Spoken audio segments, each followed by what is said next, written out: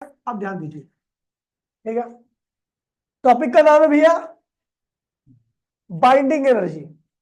देखिए भैया, अभी खैर उसकी डेरिवेशन भी यहाँ पे कराऊंगा साइड में, तो इसलिए जगह छोड़ रखी है बीच में ना। बाइंडिंग एनर्जी क्या होती है, तो आपको पता है भैया, जब न्यूक्लियॉन्स अलग अलग होते हैं, है ना, तो उनका कुल मास क्या होता है, ज्यादा आता है। लेकिन जब वो सारे मिल करके एक न्यूक्लियस बना देते हैं, तो वो कुल मास क्या होता है, कम हो जाता है। यहाँ पे जो मास का डिफरेंस आता है, इसको मास डिफेक्ट कहते हैं। क्या कहते हैं इसे?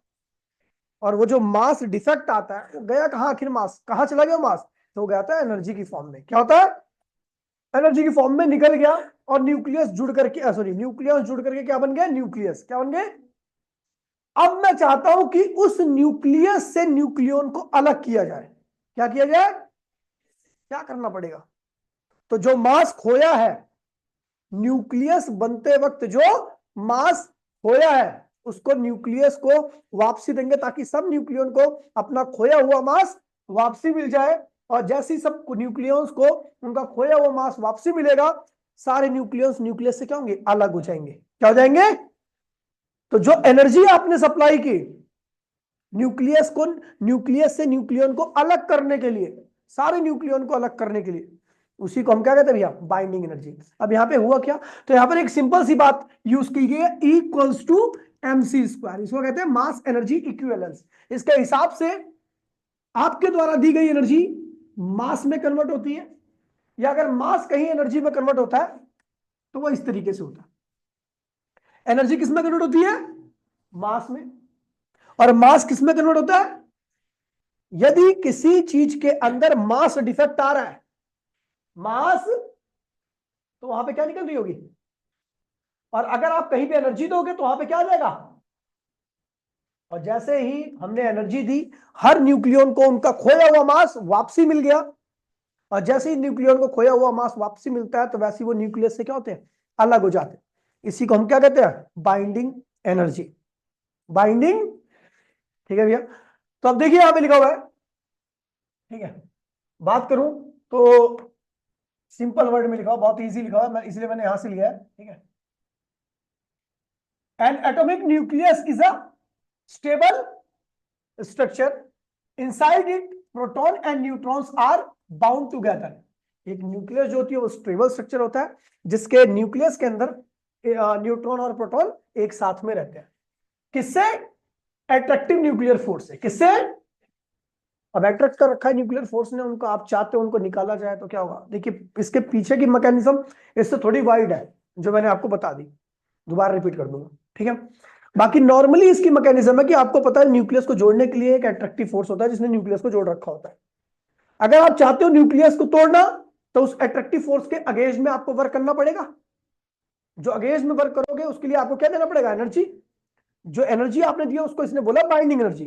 लेकिन वहां पे इसके मैकेनिज्म क्या हुआ, क्या ऐसे, तो भैया जब आपने एनर्जी दी, तो एनर्जी किसमें कन्वर्ट हुई है, जो न्यूक्लियन के अंदर मास डिफेक्ट आया था, वो उनको एनर्जी मास में कन्वर्ट होगी। और जैसे हर न्यूक्लियन को उनको मास अपना वापसी मिला, वैसे न्यूक्लियस न्यूक्लियस से अलग हो गए, ठीक है। यहां पर क्या लिखा हुआ है, अभी आगे आप ये भी चीजें पढ़ोगे, ठीक है।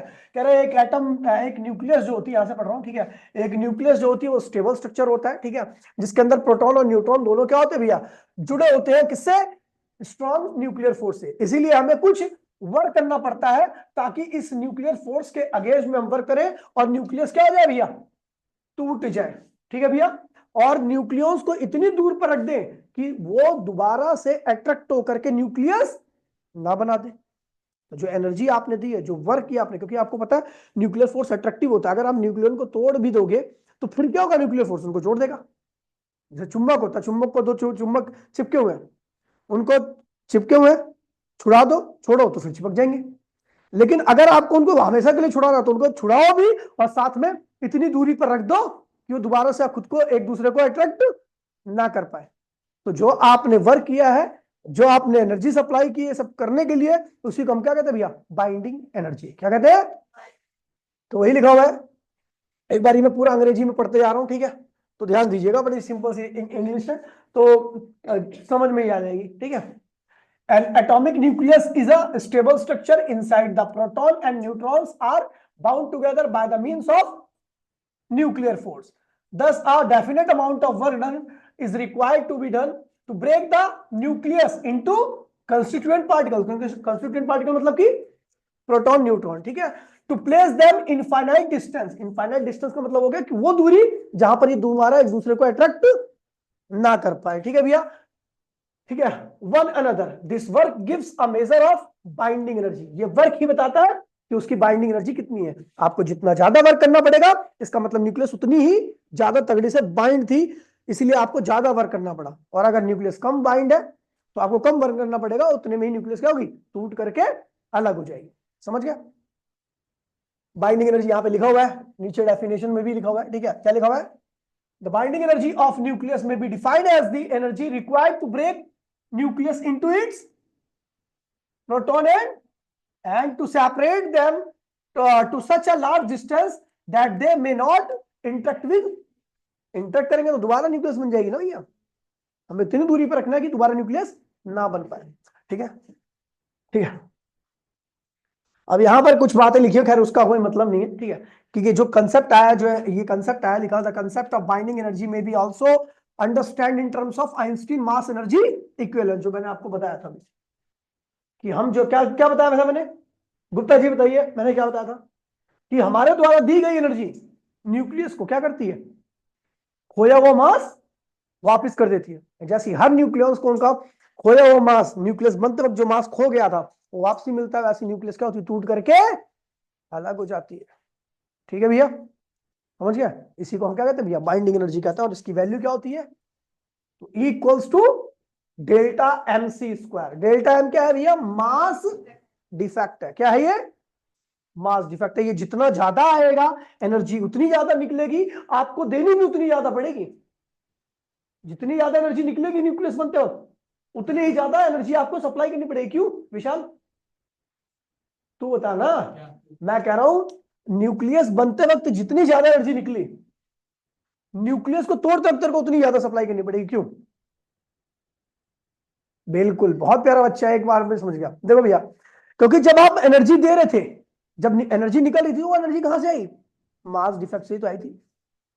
अगर ज्यादा एनर्जी निकली तो उसका मतलब मास डिफेक्ट क्या होगा, ज्यादा होगा. अब मास डिफेक्ट ज्यादा आया तो भैया उसको दोबारा से मास हमें ज्यादा अगर सेपरेट करना है तो हर न्यूक्लियन को मास दोबारा वापस देना पड़ेगा. तो उसको देने के लिए आपको ज्यादा एनर्जी देनी पड़ेगी. ज्यादा एनर्जी दोगे तभी क्या होगा, सारा मास उनको मिलेगा अपना, और न्यूक्लियस क्या होगी, टूट करके अलग हो जाएगी. ठीक है भैया, आगे बढ़े. तो ये रहा आपका बाइंडिंग एनर्जी का एक बेसिक फॉर्मूला. खैर इस फॉर्मूले को हम ड्राइव करेंगे आगे, ठीक है. चलो ड्राइव करते हैं बाइंडिंग एनर्जी का फॉर्मूला, ठीक है.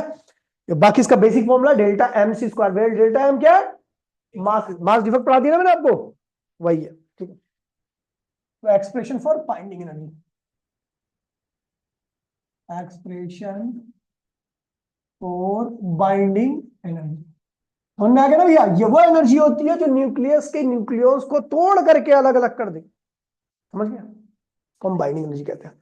अब देखिए, तो आपको पता बाइंडिंग एनर्जी होती क्या है, delta M C square. Delta M C, delta M कैसे निकलेगा, ये फर्स्ट इक्वेशन है.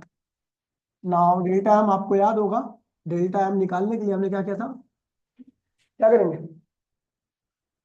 Mass of, total mass of proton. Z क्या है, नंबर ऑफ प्रोटॉन, और एमपी क्या है, mass of proton, plus A minus Z क्या है, नंबर ऑफ न्यूट्रॉन, और एम क्या है, मास ऑफ न्यूट्रॉन.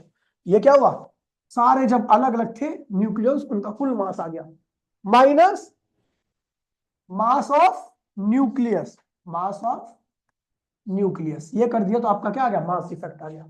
ठीक है. अब बुक में इससे आगे भी कर रखा है, तो चलो करते हैं आगे. आपको पता है किसी भी एटम की बात करता हूं तो उसमें इलेक्ट्रॉन भी लगता है, तो इलेक्ट्रॉन का भी थोड़ा बहुत मास होता ही है, यानी उस एटम में उस इलेक्ट्रॉन का भी मास कंसीडर होगा. यहाँ पर इलेक्ट्रॉन का मास तो है नहीं इसमें, चलो डालते हैं इलेक्ट्रॉन के मास को, घुसेड़ते हैं इसमें. तो क्या होगा भैया आपका delta M Z M P. आपको बता दो इलेक्ट्रॉन का मास एम ई है, कितना है, लेकिन इलेक्ट्रॉन की संख्या कितनी होती है, तो जितनी प्रोटॉन की संख्या होती है उतनी क्या होती है. तो मैंने जेड एम ई से प्लस कर दिया और जेड एम ई से माइनस कर दिया. कोई दिक्कत तो नहीं किसी को, प्लस कर दिया. उसके बाद मैंने लिखा A minus Z mass of neutron minus mass of nucleus. यार ये दोनों सही से सेम लग रहे हैं ना। रुक जा करता हूँ। कैपिटल एम, ठीक है, कैपिटल एम, ये मास ऑफ न्यूक्लियस बाद नीचे मेंशन कर दो मैं कौन कौन क्या है, माइनस मास ऑफ न्यूक्लियस, ठीक है। अब हमने क्या किया, इन दोनों का साथ में लिखा और इन दोनों को हमने साथ में लिखा, ठीक है। तो अगर इन दोनों के साथ में डेल्टा एम की वैल्यू क्या होगी बेटा बताइए, जेड कॉमन आएगा, M P plus M E, और इन दोनों को साथ में लेकर के माइनस को पहले इसको आगे लिख दो, ये वाला A minus Z mass of neutron, और इन दोनों को माइनस कॉमन लोगे तो क्या होगा, मास of nucleus plus mass of electron, ये हो गया। ये भैया अब क्या हुआ, अच्छा एक बात बताओ, ये क्या हुआ, मास ऑफ हाइड्रोजन एटम, किसका मास हो गया, एक प्रोटॉन एक इलेक्ट्रॉन किसके पास होता है, हाइड्रोजन एटम के पास, ठीक है। और ये क्या हुआ, मास ऑफ एटम हो गया, क्या हो गया, हम लिखेंगे डेल्टा एम इक्वल्स टू में Z mass of hydrogen plus A minus Z, ठीक है। और ये क्या हो, मास ऑफ न्यूट्रॉन, और ये क्या हो, माइनस मास, इसको लिख दो मास ऑफ एटम, इसको कैपिटल में लिखो ज्यादा अच्छा लगेगा, मास ऑफ एटम, ठीक है। तो माइनस मास ऑफ एटम, ठीक है भैया। ये हो गया आपका मास डिफेक्ट का एक्चुअल फॉर्मूला, ठीक है। हमें निकालनी क्या, बाइंडिंग एनर्जी। बाइंडिंग एनर्जी निकालने के लिए हमें से क्या करना पड़ेगा, मल्टीप्लाई करना पड़ेगा, टाइम तो हमने निकाल दिया।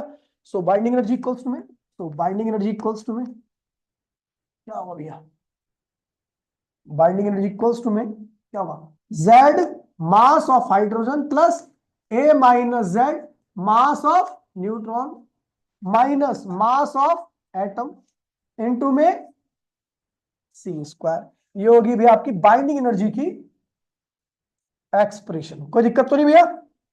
अब इसकी वैल्यू जितनी ज्यादा होगी इसका मतलब न्यूक्लियस बनते वक्त मास डिफेक्ट उतना ज्यादा है, न्यूक्लियस की स्टेबिलिटी उतनी ज्यादा होगी, पैकिंग फ्रैक्शन उतना ज्यादा हो, याद नहीं आता है, जितना ज्यादा मास डिफेक्ट आता है न्यूक्लियस उतने ज्यादा टाइटली पैक्ड होते हैं, ठीक है। तो ध्यान रखना बाइंडिंग एनर्जी, अभी खैर यहाँ पे नहीं लिख रहा मैं इसको, ठीक है, आगे लिखेंगे, समझ गए। तो ये हो गया आपका पूरा डेरिवेशन में साथ में, ठीक है। आगे बढ़ते भैया, बात करते हैं भैया binding energy curve. Binding energy per nucleon कहा कराया मैंने, नहीं कराएगा,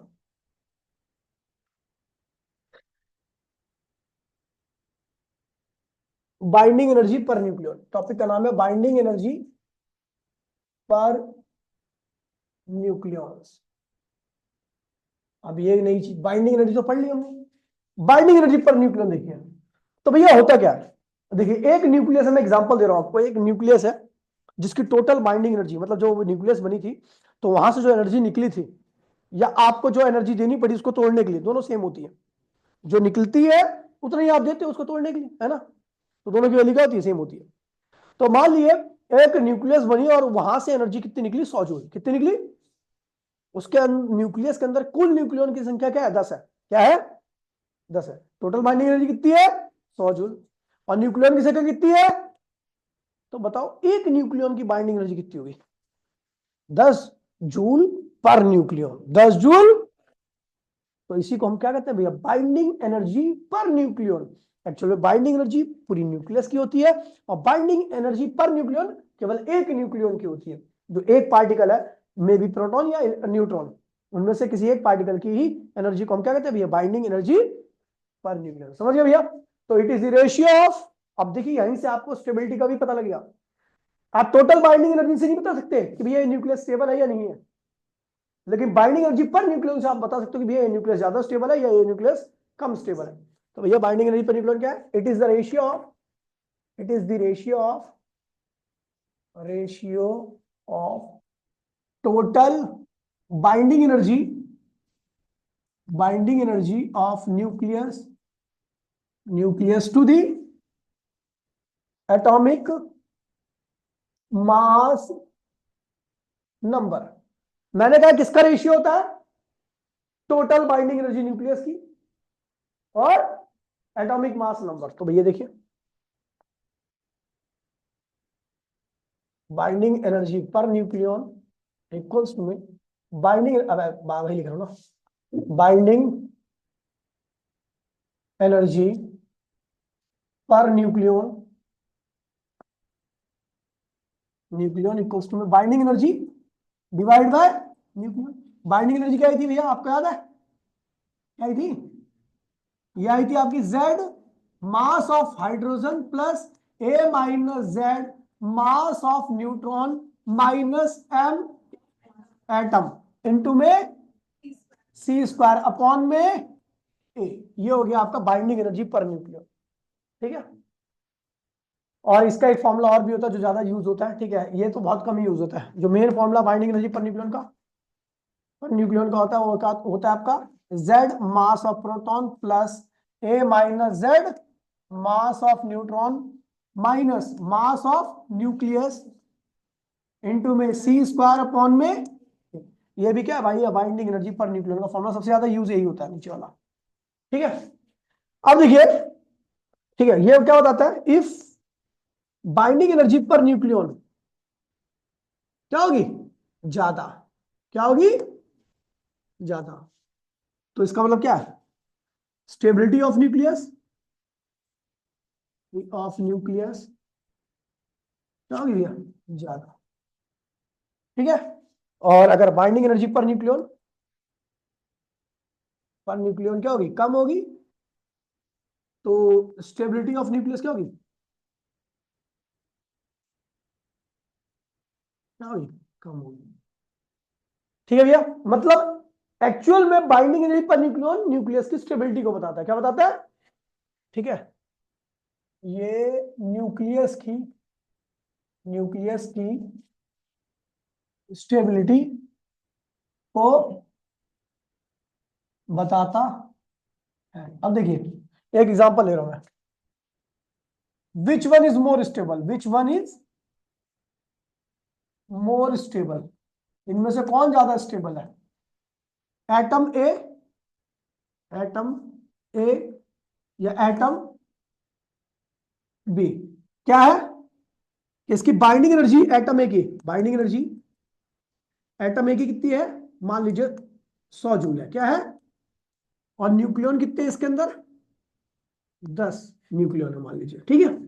इसकी बाइंडिंग एनर्जी कितनी है, बी की 1000 जूल है, क्या है, 1000 जूल है, लेकिन नंबर ऑफ न्यूक्लियन कितने इसके अंदर, 200।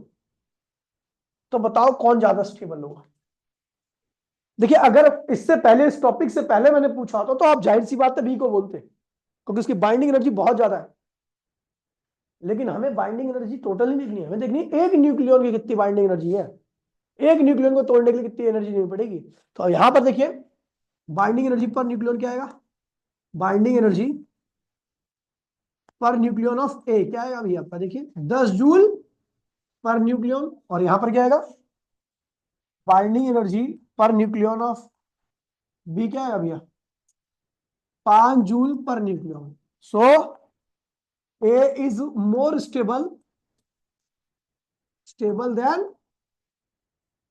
कोई दिक्कत तो नहीं भैया, बी से ए क्या ज्यादा स्टेबल है, ये बाइंडिंग एनर्जी पर न्यूक्लियन, कोई दिक्कत तो नहीं है। क्वेश्चन अभी करोगे इसके ऊपर बहुत सारे।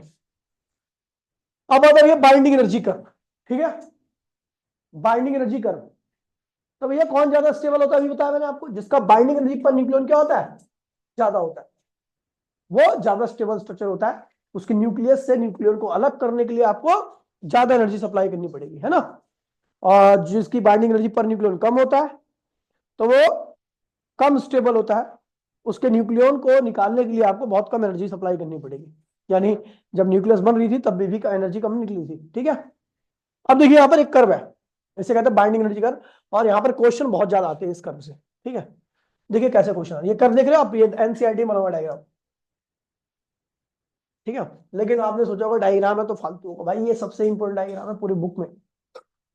इसमें आपको कुछ पीक्स दिखा रखे होंगे, देखिए जैसे मान लीजिए, ठीक है,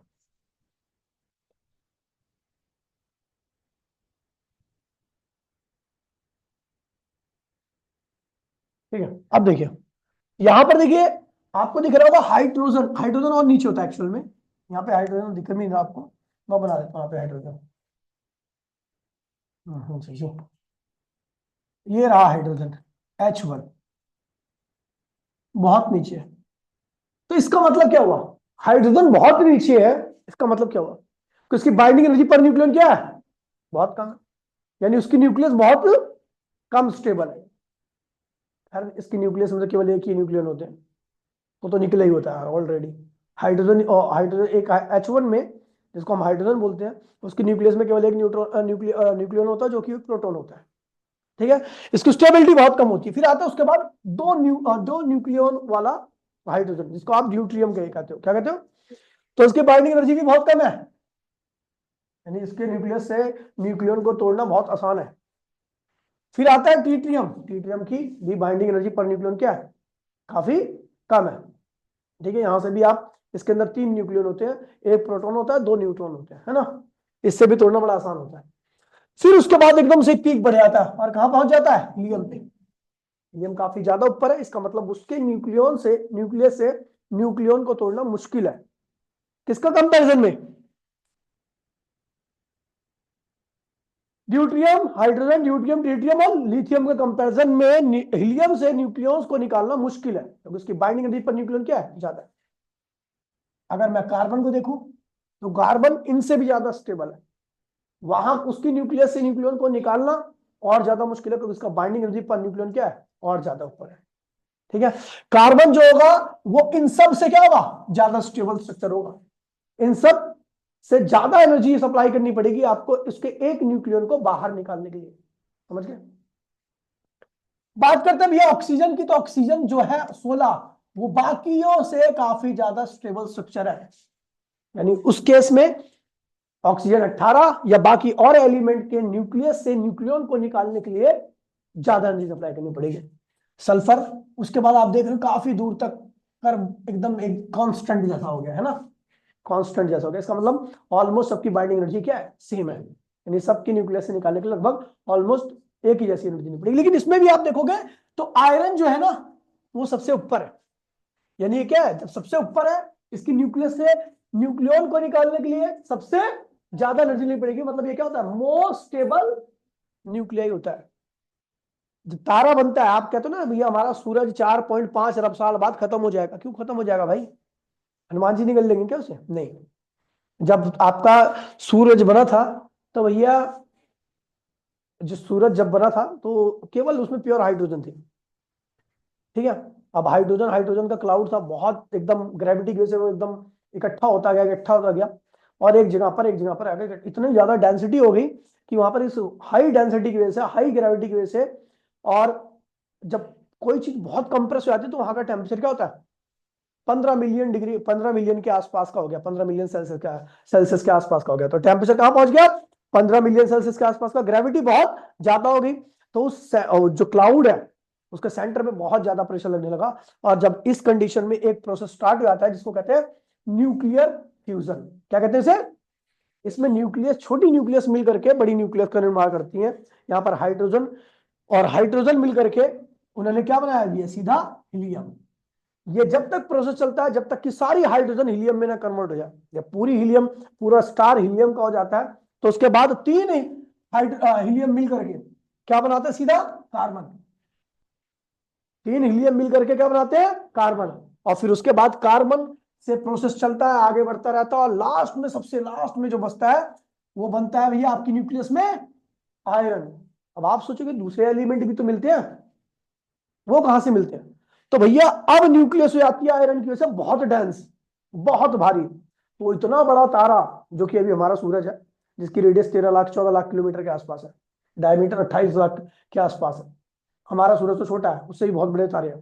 ठीक है, सबसे बड़ा तारा आपको पता है ना कौन सा है, स्टीफन एंड सन्स। ठीक है, जिसका अगर उसको सेंटर पर रख देंगे तो जुपिटर सैटर्न को पार कर तो निकल जाएगा, इतना बड़ा है। तो उतना बड़ा तारा जिसकी रेडियस अरबों में है, वो आके उस डेंस कोर की वजह से पूरा छोटे से दायरे में सिमट जाता है। ठीक है, और वहां इसे कहते हैं सुपरनोवा, इसे क्या कहते हैं, और इस सुपरनोवा में इतना तगड़ा एक्सप्लोजन होता है कि जो भी एलिमेंट बना होता है उसके अंदर, वो सब क्या होता है, पूरे ब्रह्मांड में से छिटक जाता है। ठीक है, कॉमेट, स्टेरॉइड्स वगैरह, इसकी फॉर्म में क्या होता है, चारों ओर भटकने लगता है, ठीक है। और बाकी जो हैवी एलिमेंट बनते हैं वो इस एक्सप्लोजन के ही दौरान बनते हैं। यूरेनियम नहीं बनता कभी भी, यूरेनियम एक्सप्लोजन में बनता है। लिथियम वगैरह ये सब जो चीजें है ना, ये सब एक्सप्लोजन के दौरान में बनती है, ठीक है। तो इसलिए तारा जाके लास्ट में जब ये बन जाता है उसके बाद कुछ नहीं बनता, फिर उसके बाद सीधा एक्सप्लोजन होता है, ठीक है। अच्छा आगे बढ़ते हैं। तो हम देख रहे हैं भैया कि आगे ये न्यूक्लियस क्या हो गया, ये बाइंडिंग एनर्जी कर्व फिर क्या हुआ, नीचे आने लगा। इसका मतलब इसकी स्टेबिलिटी फिर क्या होने लगी, कम होने लगी। और अगर मैं बात करूं यूरेनियम की, तो यूरेनियम आते आते बहुत मतलब काफी आयरन से काफी नीचे आता है। इसका 7.6 मेगा इलेक्ट्रोवोल्ट पर न्यूक्लियन की एनर्जी होती है। मतलब इसके एक न्यूक्लियन को निकालने के लिए न्यूक्लियस से 7.6 मेगा इलेक्ट्रोवोल्ट एनर्जी देनी पड़ती है आपको। काफी ज्यादा एनर्जी है, लेकिन ठीक है। अब ये ऐसा क्यों होता कि ये कर्व नीचे आने लगा, ऐसा क्या दिक्कत आ गई? ऐसा इसलिए हुआ क्योंकि न्यूक्लियस हो गई थी भारी। इसके अंदर न्यूक्लियन की संख्या क्या हो गई थी, बढ़ गई थी। प्रोटॉन की संख्या क्या हो गई थी, बढ़ गई थी। देखो ना, ये मास नंबर बता रहा है, क्या बता रहा है? तो इधर जैसे आते रहोगे मास नंबर यानी न्यूक्लियन की संख्या क्या होगी, बढ़ेगी। प्रोटॉन की संख्या, रिपल्शन क्या होगा, न्यूक्लियस में बढ़ेगा। और जब न्यूक्लियस में रिपल्शन बढ़ता है तो न्यूक्लियस की स्टेबिलिटी अपने आप क्या होती है, कम हो जाती है। तो इसलिए आप देखोगे यूरेनियम जैसा एलिमेंट जो होगा वो क्या होगा, कम स्टेबल होगा, उससे न्यूक्लियन को निकालना आसान होगा, ठीक है। अब यहाँ पर कुछ पॉइंट्स हैं जो मैंने लिखवा रखे हैं, मतलब लिखे हुए हैं, वही आपको कॉपी करने यहाँ से, ठीक है। पहला पॉइंट क्या है भैया, पहला पॉइंट बाइंडिंग एनर्जी का द वैल्यू ऑफ, देखिए यहाँ पे जो मैंने बता दी वही लिखा हुआ है, तो सिंपल सी अंग्रेजी में पढ़ रहा हूँ, आपको समझ आ जाएगा।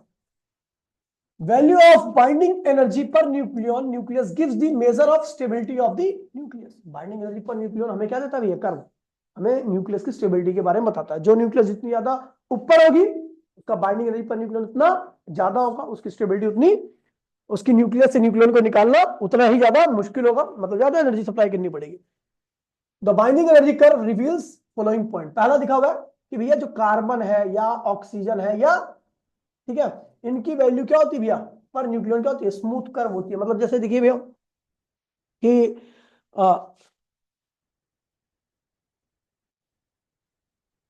ठीक है, देखिए ये कह रहा है कि भैया देखिए यहां पर देखिए, अगर मैं इसकी बात करूं कार्बन की, कार्बन की देखो, ऑक्सीजन की देखो और इसकी देखो, तो इसके पास में क्या आ रहा है, स्मूथ कर्व आ रहा है। क्या आ रहा है, मतलब ये काफी ज्यादा स्टेबल होती है, ये काफी ज्यादा, इसके पास में तो स्मूथ कर्व वाली के पास होती है। मतलब ये क्या है, ये सारी क्या है, स्टेबल न्यूक्लियस है, क्या है। तो वही कह रहा है कि ये सब की सब किसके पास है, मतलब ये थोड़ी ज्यादा स्टेबल होती है, ठीक है। उसके बाद लिखा हुआ है, नीचे लिखा हुआ है बाइंडिंग एनर्जी पर न्यूक्लियन क्या होती है, छोटी होती है। किसके लिए, हाइड्रोजन, ड्यूट्रियम, ट्यूट्रियम। इसका मतलब ये कम स्टेबल न्यूक्लियस है, इनके न्यूक्लियस से न्यूक्लियन को निकालना बड़ा आसान होता है, कम एनर्जी देनी पड़ती है। उसके बाद देखिए 2 से लेके 20, 2 से लेके 20 मतलब यहां से लेके यहां तक की बात कर रहे हैं। तो इसमें देखोगे, आप देखोगे इस रीजन में, तो आपको दिख रहा होगा कि कुछ ऊपर है कुछ नीचे है, कुछ ऊपर है कुछ नीचे है। तो जो ऊपर है, जो मैक्सिमा है वो ज्यादा स्टेबल है, जो नीचे है वो कम स्टेबल है। तो यहां लिखा हुआ है इन द मास नंबर 0 से 220 there is a well defined maxima and, maxima बोले तो ज्यादा स्टेबल, मिनिमम बोले तो कर्व, ठीक है। आपको ये दिखेगा, ये दिखेगा और दिखेगा मैक्सिमा पे, देखो हाइड्रोजन और ये हीलियम, कार्बन, ऑक्सीजन, ये क्या है भैया, ज्यादा स्टेबल है, ठीक है, हाइयर स्टेबल। जबकि इनके नीचे वाली लिथियम, सोडियम, ऑक्सीजन, ये क्या है, कम स्टेबल है, वही लिखा हुआ है लो स्टेबल, है ना, लो स्टेबिलिटी। उसके बाद लिखा हुआ है the curve has broad maxima. यहां देखो, यहां से लेके यहां तक आपको दिखेगा बहुत ब्रॉड मैक्सिमा है। लगभग सबकी बाइंडिंग एनर्जी पर न्यूक्लियन क्या है, एक जैसी है। सबके न्यूक्लियस से न्यूक्लियन को निकालने के लगभग समान अमाउंट की एनर्जी नहीं बढ़ेगी, लेकिन उनमें सबसे ज्यादा किसकी है, आयरन की, वही लिखा हुआ है, ठीक है। लिखा हुआ है the curve has broad maxima close to, ठीक है, 8.5, ठीक है, न्यूक्लियन, ठीक है, नंबर ऑफ रेंजिंग फ्रॉम 40 से लेके 100, यानी यहां से लेके यहां तक आपको लगभग एक जैसा ही दिखेगा, ऊपर वाली रेंज है ना। उसके बाद लिखा हुआ है it has peak value for iron, iron के लिए सबसे ज्यादा वैल्यू, मतलब ज्यादा एनर्जी देनी पड़ेगी। उसके बाद आप जैसे मास नंबर बढ़ेगा वैसे वैसे बाइंडिंग पर न्यूक्लियन क्या होगी, लगातार कम होती जाएगी। और सबसे कम किसके लिए होती है, कितनी होती है, 7 पॉइंट, ठीक है। दिस डिक्रीज क्यों होता है भैया, ये डिक्रीज क्यों होता है, क्योंकि भैया न्यूक्लियस के अंदर प्रोटॉन की संख्या क्या हो गई है, बहुत ज्यादा हो चुकी है, उनके बीच में रिपल्शन क्या हो गया है, बाधा हो चुका है, न्यूक्लियस की मजबूती क्या होगी, कम होगी, इसलिए न्यूक्लियस को कम एनर्जी देनी पड़ रही है इस केस में। ठीक है, वो न्यूक्लियस को निकालने के लिए। समझ गए? ये हो गया भी आपका बाइंडिंग एनर्जी का। यहां पर कुछ बातें आती हैं, इंपॉर्टेंट बातें उस कर्व को लेकर, कर्व को लेकर के बातें आती हैं। इसको ज्यादा डिटेल में तो अभी मैं बता दूं तो टाइम लगेगा, ठीक है। लेकिन ये ध्यान रखना, दो चीजें आपको यहां से इस कर्व को, उस कर्व को देखकर हम दो चीजों को बता सकते हैं, ठीक है। कि अगर मैं यूरेनियम को तोड़ू, यूरेनियम को, इसका फिजन कहते हैं, तोड़ना क्या कहता है? फिजन, फिजन, ठीक है। FISSION, फिजन, तोड़ना कहते हैं। तो हैवी न्यूक्लियस को हम तोड़ते हैं, तोड़ते कैसे भी है, कुछ नहीं करना हमें। यूरेनियम है, उसके अंदर उसके न्यूक्लियस में सीधा क्या करते हैं, न्यूट्रॉन की बम्बार्डमेंट कर देते हैं। जैसे न्यूट्रॉन जाता है, न्यूक्लियस और भारी हो जाती है, और भारी होकर के क्या होती है, टूट जाती है। टूटती है तो छोटी न्यूक्लियस बनाती है। आप देखते हो छोटी न्यूक्लियस क्या है भैया, ज्यादा स्टेबल है। ज्यादा स्टेबल है मतलब पहले एनर्जी क्या थी, यहां पे थी, फिर एनर्जी ये होगी, यानी ज्यादा स्टेबल होगी। तो एनर्जी निकली होगी या दी होगी मैंने। कोई चीज स्टेबल हुई है तो एनर्जी निकली होगी या दी होगी मैंने। देने से चीजें अनस्टेबल हो जाती है, और निकलने से, तो अगर यूरेनियम को मैंने तोड़ा और वो लाइट न्यूक्लियस आ गई, और लाइट न्यूक्लियस की क्या होगी, एनर्जी बढ़ गई, बाइंडिंग एनर्जी पर न्यूक्लियन बढ़ गई, मतलब ज्यादा स्टेबल हो गई है। तो इसका मतलब एनर्जी निकली है। क्या निकली है? तो इस तरह को कहते हैं न्यूक्लियर फिजन। जब बड़ी न्यूक्लियस टूटती है तो वो छोटी न्यूक्लियस में शिफ्ट होती है, और छोटी न्यूक्लियस की बाइंडिंग एनर्जी पर न्यूक्लियन क्या होती है, ज्यादा होती है। इसका मतलब उसकी स्टेबिलिटी बढ़ जाती है। स्टेबिलिटी बढ़ने का मतलब न्यूक्लियर एनर्जी यहां से रिलीज हुई है। क्या हुई है? और एनर्जी रिलीज होने का मतलब भैया ये न्यूक्लियस की स्टेबिलिटी बढ़ गई है। समझ गया? इस प्रोसेस को हम क्या कहते हैं भैया, न्यूक्लियर फिजन कहते हैं। क्या कहते हैं? ठीक है। अब एक दूसरा प्रोसेस भी आता है, न्यूक्लियर फ्यूजन। क्या आता है? न्यूक्लियर फ्यूजन में क्या होता है कि अगर मैं मान लीजिए मैं ड्यूट्रियम, दो ड्यूट्रियम को लूं, तो इन दोनों को ज्वाइन करूं, इसे फ्यूजन कहते हैं। क्या कहते हैं इसे? टूटना, फिजन, जुड़ना, फ्यूजन। तो यहां पर क्या बनेगा, He2 4, क्या बन गया, हीलियम। तो सीधा एनर्जी क्या हो गई आपकी, सीधा एनर्जी क्या हो गई, बढ़ गई यार। सीधा एनर्जी आपकी बढ़ गई, कहां पहुंच गई, यहां पर। तो ये कम स्टेबल था, ये क्या है, मतलब यहां पर आप देख रहे हो बहुत ज्यादा एनर्जी निकली है। फ्यूजन के दौरान में बहुत ज्यादा एनर्जी निकलती है। और आपको बता दूं, इस वक्त जो हम न्यूक्लियस एनर्जी हम प्राप्त करते हैं तो न्यूक्लियर फिजन से करते हैं, ना कि फ्यूजन से। क्योंकि फ्यूजन में इतनी एनर्जी निकलती है कि हमारे पास इसको झेलने की क्षमता ही नहीं है। ठीक है, हम इसको नहीं झेल सकते। अगर जिस दिन न्यूक्लियर फ्यूजन को हमने झेल लिया, हमने ऐसे जनरेटर बना लिए या फिर ऐसे अप्लायंस बना लिए जो न्यूक्लियर फ्यूजन से चल जाए, तो भैया फिर सारी एनर्जी की झंझट क्या होगी, खत्म। लाइट का रेट हो जाएगा 1 रुपए पर यूनिट, जो 14 रुपए पर यूनिट है सीधा। ठीक है भैया, तो इतनी ज्यादा एफिशिएंट होती है, और कचरा भी ना के बराबर होता है फ्यूजन में। ठीक है, और इससे इसका भी बाप होगा जब जब हम मास को पूरी तरह से एनर्जी में कन्वर्ट कर पाएंगे। तो इसमें कोई कचरा नहीं होगी, इसमें केवल क्या मिलेगी, प्योर एनर्जी। लेकिन ये चीज आता है केवल मैटर और एंटी मैटर के केस में। मैटर और एंटी मैटर जब फ्यूज होते हैं तब जाके ये प्रोसेस होता है, तो ये एंटी मैटर तो ही नहीं। और आपने सुना होगा, कई वीडियो वगैरह में देखा होगा, एक एंटीमीटर का, 1 ग्राम एंटीमीटर का रेट जो है वो पता कितना है, $68 ट्रिलियन। $68 ट्रिलियन। दुनिया का सबसे अमीर आदमी है एलॉन मस्क। उसकी कंपनी की जो कुल वेल्थ है वो $3 ट्रिलियन है, पूरी कंपनी की। और इसके 1 ग्राम का मास होगा $3 ट्रिलियन और $68 ट्रिलियन। भारत की पूरी जीडीपी मिला लो, ठीक है, इंग्लैंड की पूरी जीडीपी मिला लो, सबको मिला लो, फिर भी नहीं अभी है ये। समझ गया? तो 1 ग्राम जुगाड़ लो, कर लो वहीं से, और उसमें से 1 मिलीग्राम मुझे दे देना। ठीक है, समझ गया? तो ये हो गया, तो ये लिखा हुआ है, ठीक है, समझ गया? इसमें तो आता है न्यूक्लियर फ्यूजन, और फ्यूजन में यहाँ पे लिखा हुआ है न्यूक्लियर फ्यूजन, फिजन। ठीक है, बाइंडिंग एनर्जी पर न्यूक्लियर हम जानते हैं भैया, स्मॉलर न्यूक्लियस की क्या होती है, ज्यादा होती है एज कंपेयर टू, ठीक है, द मिडल वन। ठीक है, हैवियर न्यूक्लियस क्या होती है, टूटती है और एनर्जी को लॉस करती है, क्या बन जाती है, स्टेबल। तो लॉस की गई एनर्जी क्या है, न्यूक्लियर फिजन की एनर्जी है। ठीक है, तो when heavy nucleus split, split मतलब टूटना, into light nucleus, binding energy पर न्यूक्लियस चेंज, जो कि पहले 7.6 थी, अब वो चेंज होकर क्या होगी, 8 वाली रेंज में चली जाएगी, ऊपर वाले में। ठीक है, तो 8.4 ग्रेटर था, देखो पहले कम थी बाइंडिंग एनर्जी, अब ये हो गई, तो न्यूक्लियर स्टेबिलिटी बढ़ेगी ना, मतलब एनर्जी रिलीज हुई, तो वही एनर्जी मिली है। जितना डिफरेंस होगा वही पर न्यूक्लियन की एनर्जी का कंट्रीब्यूशन होगा। कितना डिफरेंस आएगा, करीबन, नहीं तो आ रहा है 0.8, क्या रहा है, यानी 0.8 मेगा इलेक्ट्रोवोल्ट एक न्यूक्लियर एनर्जी दे रहा है। एक न्यूक्लियन जो है वो 0.8 मेगा इलेक्ट्रोवोल्ट एक न्यूक्लियन एनर्जी दे रहा है। अब जितने न्यूक्लियन होंगे उससे मल्टीप्लाई कर दो तो इतने टोटल एनर्जी देंगे चेंज होने में। खैर अभी इतने ज्यादा आपको डिटेल में पढ़ना नहीं है, ठीक है। तो यहां से आपको एनर्जी मिलेगी अच्छी खासी, ठीक है। लेकिन जब छोटी न्यूक्लियस जुड़ती है और बनाती है एक बड़ी न्यूक्लियस, तो बड़ी न्यूक्लियस छोटी वाली से बहुत ज्यादा स्टेबल होती है, ठीक है। तो यहाँ पर बहुत ज्यादा एनर्जी निकलेगी, हाईयर बाइंडिंग एनर्जी निकलेगी, बहुत ज्यादा बाइंडिंग एनर्जी मतलब बहुत ज्यादा एनर्जी निकलती है। और न्यूक्लियस की स्टेबिलिटी क्या होती है, काफी ज्यादा रहती है, समझिए भैया। तो इसको क्या कहते हैं भैया, फ्यूजन। और इसका कंसेप्ट कहां पे यूज हो रहा है आजकल, तबाही में। कहां पे बोले तो बॉम्ब में, ठीक है। आपने हाइड्रोजन बम का नाम सुना, हाइड्रोजन बम का, उसमें, ठीक है। अब एक क्वेश्चन है, अब इस क्वेश्चन के बारे में मैं अभी नहीं करा रहा वरना ये दिक्कत होगी आपको, ठीक है। बहुत प्यारा क्वेश्चन है, बहुत आसान क्वेश्चन है, देखने में बड़े हैवी से लग रहे होंगे लेकिन है इसकी कोई औकात नहीं। प्लस माइनस करना आता है ना, मतलब ये ऐसे बच्चों के लिए जिसको ज्यादा कंसेप्ट नहीं आते, बस मल्टीप्लाई डिवाइड करना है इसमें। अकाउंटेंसी देखिए ना, वही अकाउंटेंसी ऐसी है, ठीक है भैया। तो आज के लिए इतना ही, मिलते हैं अगली क्लास में। टाटा बाय बाय, जय हिंद, जय भारत।